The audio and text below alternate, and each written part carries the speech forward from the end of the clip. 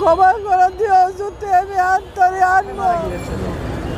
মারা গেছে না, কোথায় উনি? ও গর্থন বাইরে গেছে। ওর যেদিন আমার লাশটা আমার কবরটা দেখাইব ওদিন কইম ওদিন আমার শরীরের কবরটাই যাই।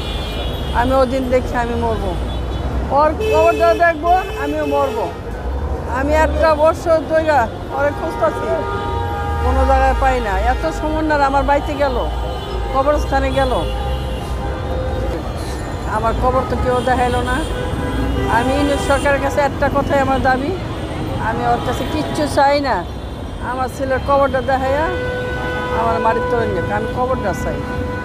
আমার ছেলের 18 জুলাইতে গর্থনের সন্ধ্যাকালা বাইরে এলাম, মা আমি এই যে আমি মা চা খাই আহি, চা খাইতে যাইয়া দেখে এলাম যে মানুষ নিয়ে গল্প করতেছ ওরা।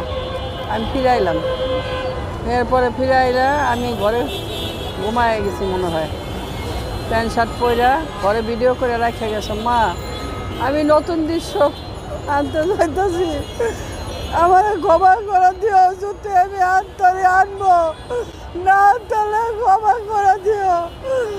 এই 1 বছর হয়ে গেল আর পাইলাম না, আর কি আমি ওরে পাইবো?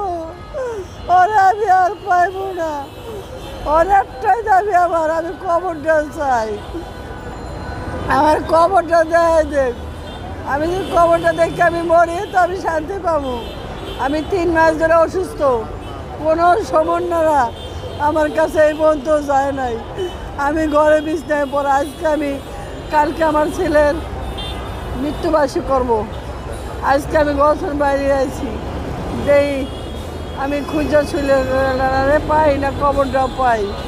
আমি আজকে গর্থন বাইরে আমি আসছি, আমি তো কিছুই পারলাম না, আমি তো কিছুই পারলাম না। সরকার থেকে কোনো সহযোগিতা পেয়েছে?